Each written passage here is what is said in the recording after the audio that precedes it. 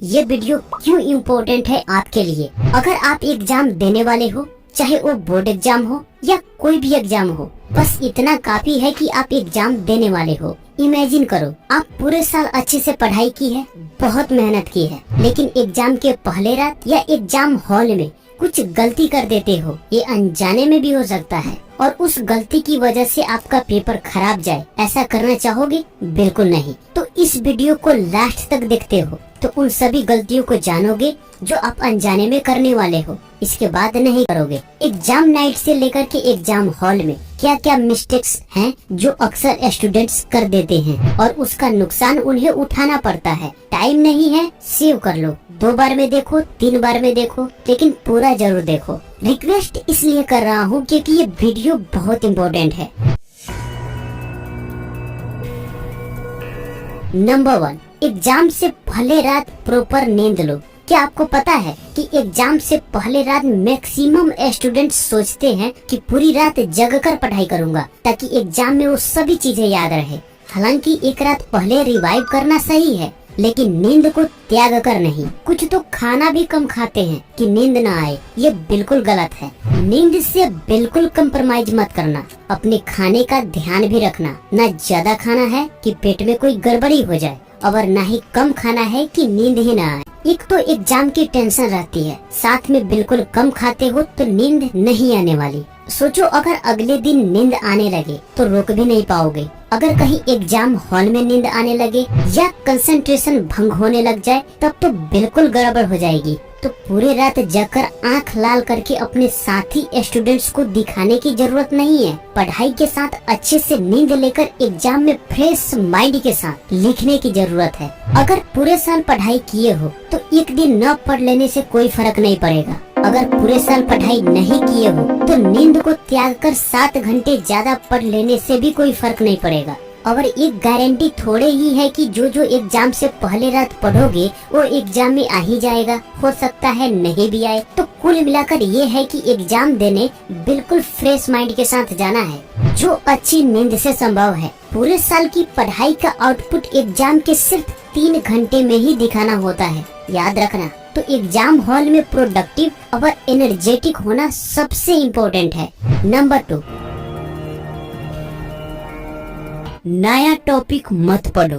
Exam से एक दिन पहले किसी भी नए टॉपिक्स या क्वेश्चंस को छेड़ना नहीं है। हम एग्जाम से पहले रात सब कुछ पढ़ना चाहते हैं। मन में एक डर होता है कि क्या पता जिसे छोड़ रहे हैं वही एग्जाम में आ जाए। इसी डर की वजह से हम नए नए क्वेश्चंस पिक करने लगते हैं। इससे सिर्फ टाइम बर्बाद होता है और कोई भी नया चीज हम एक बार में पढ़कर उसे याद नहीं रख सकते। पीछे पढ़े हुए क्या हर क्वेश्चंस आपको याद हो गया है कि आप नए क्वेश्चंस के चक्कर में पढ़ोगे? और आपको पता है ना कि एग्जाम से पहले का समय कितना इम्पोर्टेंट होता है पुराने क्वेश्चंस को रिवाइव करने के लिए। तो नया कुछ भी मत पढ़ो एग्जाम से एक दिन पहले। जो पहले पढ़े हो उसे ही रिवाइव कर सकते हो।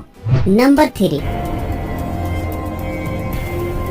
जो नहीं जानते उससे परेशान मत हो। एग्जाम के दिन न इस बात को याद रखो कि अपनी पूरी योग्यता और क्षमता के अकॉर्डिंग तैयारी करने के बावजूद भी कुछ न कुछ कमियां रह जाती है। और ये सिर्फ आपके साथ नहीं, सभी स्टूडेंट्स के साथ होता है। कोई भी अपनी तैयारी से पूरी तरह संतुष्ट नहीं होता। इसलिए जो आपको नहीं आता उसके बारे में सोच कर परेशान होने की जरूरत नहीं है। इससे परेशानी कम नहीं होगी और बढ़ेगी।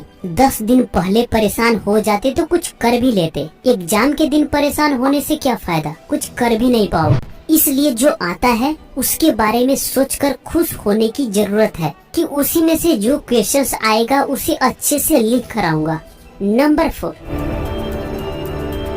पॉजिटिव थिंकिंग रखो। पूरी उत्साह के साथ जाओ एग्जाम देने, क्योंकि जैसा हम सोचते हैं वैसा ही हमारा माइंड और बॉडी रिएक्ट करता है। मान लो एग्जाम देने से पहले ये सोचते हो कि यार मुझे बहुत कुछ याद नहीं है, कैसे एग्जाम में लिखूंगा, पास हो पाऊंगा या नहीं, अच्छे मार्क्स ला पाऊंगा या नहीं। कई बार हम प्रेशर में आकर नेगेटिव सोचने लगते हैं। ये एक अंदर की भावना होती है जिसे रोकना मुश्किल हो जाता है। लेकिन ऐसा सोचने से प्रॉब्लम सॉल्व होगी नहीं, बदले में और प्रॉब्लम कई गुना ज्यादा बढ़ जाएगी। इसी डाउट में जो क्वेश्चंस याद भी हैं उसे भी भूलने लगोगे। लेकिन अगर वही ये सोचते हो कि जो याद है उसे अच्छे से लेकर आऊंगा, कॉपी को पूरा फिल करके आऊंगा, आज मेरा एग्जाम बहुत अच्छा जाएगा, उस दिन जितना खुद को मोटिवेट रखोगे उतना ही एग्जाम के लिए बेहतर है। सबसे ज्यादा कॉन्फिडेंस एग्जाम के दिन ही चाहिए होता है। नंबर 5, लास्ट टाइम में कुछ भी मत पढ़ो। कई स्टूडेंट्स रास्ते में भी पढ़ते जाते हैं। उन्हें ऐसा लगता है कि जो पढ़ रहा हूँ वही एग्जाम में आने वाला है। पहला स्ट्रेस, दूसरा एग्जाम फियर, और साथ में पेपर से कुछ मिनट पहले या आधे एक घंटे पहले भी कुछ पढ़ते हो तो फॉरगेटफुलनेस का शिकार हो सकते हो। यानी जो पढ़ोगे वो तो भूलोगे ही, साथ में पीछे जो याद भी है उसे भी भूल सकते हो। इतना समझो कि पेपर के लास्ट टाइम में पढ़ना बिल्कुल बकवास है। फायदा कुछ नहीं, नुकसान ज्यादा है। नंबर 6, अपने सभी इम्पोर्टेंट मटेरियल्स को भूलो मत। आपके एग्जाम के लिए जितने भी इम्पोर्टेंट मटेरियल्स हैं जैसे pen, pencil, eraser, sharpener, scale, जितने भी जियोमेट्री टूल्स हैं, जिस पेपर के लिए जो आवश्यक है, और सबसे इम्पोर्टेंट एडमिट कार्ड, इन सभी चीजों को लास्ट टाइम पर मत छोड़ो, वरना लास्ट टाइम में घबराहट और बढ़ जाएगी और जब कोई सामान नहीं मिलेगी तो ज्यादा बेचैन हो जाओगे। तो इसलिए सब कुछ पहले ही अरेंज करके रखो ताकि लास्ट टाइम में कुछ ढूंढना ना पड़े। और बोर्ड एग्जाम वाले स्टूडेंट्स अपने एडमिट कार्ड पर दिए गए सभी इंस्ट्रक्शन को अच्छे से पढ़ लेना ताकि एग्जाम का गाइडलाइन आपको पता रहे कि एग्जाम हॉल में किन किन बातों का पालन करना है। नंबर 7, चीट के चक्कर में बिल्कुल मत पड़ना। लास्ट टाइम में व्हाट्सएप यूनिवर्सिटी वाले लोग एक्टिव रहते हैं। अभी अभी पेपर लीक हो गया है, ये क्वेश्चंस आया है, गेट के बाहर स्टूडेंट्स में हड़बड़ी मच जाती है। मैंने देखा है ऐसा ही होता है। तुम भी परेशान हो जाओगे कि मुझे चीट क्यों नहीं मिल रहा, सबको मिल रहा है, और तुम किस पर भरोसा कर रहे हो? क्या वो सही भी है? तो इसका जवाब है नहीं। तुम्हारे कुछ दोस्त भी बोलेंगे कि ये ले लो, सही है, नहीं लेना। उस समय एमसीक्यूज का चीट बहुत ज्यादा सर्कुलेट होते हैं। कोई भी नंबरिंग और उसके साथ ABCD ऐसे करके डाल देता है और ग्रुप में सेंड कर देता है। तो किसी भी प्रकार के चीट के चक्कर में मत पड़ो। ये सिर्फ एक एग्जाम है, न कि तुम्हारे पूरे लाइफ की सवाल है। कहा जाता है कि कर्म के अनुसार फल मिलता है, न उससे कम और न उससे ज्यादा मिलता है। खुद पर भरोसा रखो, सब सही होगा। चीट लेकर जाओगे, कहीं पकड़े गए तो अगर एग्जामिनर कुछ नहीं भी करेंगे तो तुम्हारा टाइम वेस्ट करा देंगे। अगर एक भी पेपर खराब हुआ तो उसका इफेक्ट सभी पेपर पर जरूर पड़ेगा। याद रखना, चीट के चक्कर में पड़ोगे, नहीं मिलेगा तबे परेशान हो जाओगे। अगर मिल गया तो तुम अपने सही आंसर्स को भी गलत कर लोगे। नंबर 8, क्वेश्चन पेपर को केयरफुली पढ़ो। क्वेश्चन पेपर मिलते ही डायरेक्ट लिखने मत लग जाना। 15 मिनट सिर्फ क्वेश्चन पेपर पढ़ने के लिए मिलते हैं। अच्छे से पढ़ो, वरना कब टूरिज्म टेररिज्म में बदल जाए। क्वेश्चन सेट करने वाले टीचर भी बहुत कंफ्यूज करते हैं, इसलिए क्वेश्चंस को अच्छे से पढ़ो ताकि समझ में आए कि एक्चुअली में क्या पूछा जा रहा है। कॉपी लिखने का नियम क्या है? पहला, हर क्वेश्चंस को सीक्वेंस में सॉल्व करो, पर ये गारंटी नहीं है कि हर क्वेश्चंस आपको मालूम ही हो। जैसे 1 से लेकर के 5 तक हो सकता है उसमें 2 क्वेश्चन आपको मालूम ही ना हो, तो जो आ रहा है वो भी बहुत अच्छे से उसे ही एक सीक्वेंस में सॉल्व करो। जो नहीं आ रहा है उसके चक्कर में मत पड़ो। इससे टीचर को चेक करने और नंबर देने में कोई दिक्कत नहीं होती।